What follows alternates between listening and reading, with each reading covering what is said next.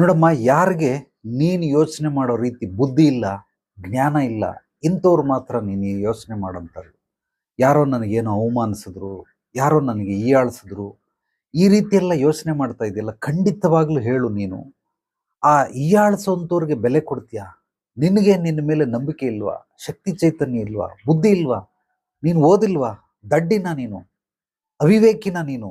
ಎಲ್ಲೋ ಕಾಡಲ್ಲಿ ಹೋಗಿ ಆದಿ ಆದಿಮಾನವರು ಬದುಕ್ತಾರ ಆ ರೀತಿ ಬದುಕ್ತಾ ಇದೆಯಾ? ನೀನು ನಾಡಲ್ಲಿದ್ಯಾ?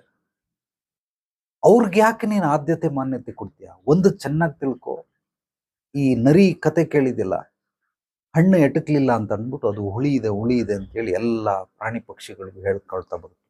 ಅದೇ ರೀತಿ ಯಾರು ನಿನ್ನನ್ನು ಹೀಯಾಳಿಸ್ತಾರೆ, ಅವಮಾನಿಸ್ತಾರೆ, ನಿನ್ನ ಕಾಲೆಳಿತಾರೆ, ನಿನಗೆ ಬೆಂಬಲಿಸೋದಿಲ್ಲ, ಡಿಮೋಟಿವೇಶನ್ ಮಾಡ್ತಾರೆ, ಇದೆಲ್ಲರೂ ಕೂಡ ಅವ್ರು ಅನ್ಸಕ್ಸಸ್ಫುಲ್ ಪರ್ಸನ್. ಅಂಥವ್ರು ಮಾತ್ರನೇ ಈ ರೀತಿ ಕೆಲಸಗಳನ್ನು ಮಾಡೋದು. ಯಾರು ಸಕ್ಸಸ್ಫುಲ್ ಪರ್ಸನ್ಗಳು ನಿನ್ನನ್ನು ಕಾಲೆಳೆಯೋ ರೀತಿ ಮಾಡೋದಿಲ್ಲ. ಅವರು ಬೆಳವಣಿಗೆಯ ಬಗ್ಗೆ ಅವರ ದೃಷ್ಟಿಕೋನ ಇರುತ್ತೆ ಹೊರತು ಇನ್ನೊಬ್ಬರನ್ನ ಕಾಲೆಳೆಯೋದ್ರ ಬಗ್ಗೆ ಖಂಡಿತವಾಗ್ಲೂ ಇರೋದಿಲ್ಲ. ಯಾರ್ಯಾರು ಇನ್ನೊಬ್ರು ಕಾಲೆಳಿತಾರೆ ನಿಜವಾಗ್ಲೂ ಅವ್ರು ನನ್ನ ಅನುಭವದಲ್ಲಿ ಬೇರೆಯವ್ರಿಗೂ ಅನುಭವಗಳಾಗಿರ್ತಾರೆ, ಅವರೆಲ್ಲರೂ ಕೂಡ ಅನ್ಸಕ್ಸಸ್ಫುಲ್ ಪರ್ಸನ್. ಅವ್ರಿಗೆ ನಯಾ ಪೈಸದ ಉಪಯೋಗ ಇಲ್ಲ ಸಮಾಜದಲ್ಲಿ. ಅವರೆಲ್ಲ ಒಂದು ರೀತಿ ಈ ಕಾಡುಗಳಲ್ಲಿ ಕ್ರಿಮಿಕೀಟಗಳಿರ್ತವೆ. ಒಂದೊಂದು ಕ್ರಿಮಿಕೀಟಗಳು ಅತ್ಯದ್ಭುತವಾಗಿ ಒಳ್ಳೆ ಸಂಸ್ಕಾರಗಳನ್ನು ಕಲ್ತಿರುವಂತಹ ಕ್ರಿಮಿಕೀಟಗಳು. ಸಂಸ್ಕಾರ ಅಂದರೆ ನಮ್ಮ ದೃಷ್ಟಿಯಲ್ಲಿ, ಅವು ದೃಷ್ಟಿಗಳಲ್ಲ, ನಿಸರ್ಗ ದೃಷ್ಟಿಯಲ್ಲಿ. ಈಗ ಉದಾಹರಣೆಗೆ ನೊಣ, ಅದು ಹೇಸಿಗೆ ಮೇಲೆ ಹೋಗಿ ಕುಂತ್ಕೊಳ್ತದೆ. ಜೇನ್ನೊಣಕ್ಕೆ ಹೋಗಿ ಹೇಸಿಗೆ ಮೇಲೆ ಕುಂತ್ಕೊ ಅಂತೇಳು, ಅದಕ್ಕೆ ಲಂಚ ಕೊಟ್ಟು ನೋಡು, ಖಂಡಿತವಾಗ್ಲೂ ಹೋಗುತ್ತಾ? ಹೋಗೋದಿಲ್ಲ. ಅದು ಕೇವಲ ಮಕರಂದವನ್ನು ಹೀರ್ಕೊಳ್ತಾ ಜೇನನ್ನ ಸಂಗ್ರಹ ಮಾಡುತ್ತೆ. ಅದೇ ರೀತಿ ಈ ನೊಣಗಳಿದ್ದಂಗೆ ಅನ್ಸಕ್ಸಸ್ಫುಲ್. ಅವರೆಲ್ಲ ನಿನಗೆ ಡಿಮೋಟಿವೇಟ್ ಮಾಡ್ತಾರೆ, ಅವಮಾನಿಸ್ತಾರೆ, ಕಾಲೆಳಿತಾರೆ. ಇದೆಲ್ಲರೂ ಸಹಜವಾಗಿದ್ದಿರುತ್ತೆ. ನೀನು ಅದನ್ನು ಹೇಗೆ ಸ್ವೀಕರಿಸ್ತೀಯ ಅನ್ನೋದ್ರ ಮೇಲೆ ಡಿಪೆಂಡ್ ಆಗಿದೆ. ದಯಮಾಡಿ ನಾನು ಬೈದೆ ಅಂತ ಹೇಳಿ ಬೇಸರ ಮಾಡ್ಕೊಳ್ಬೇಡ.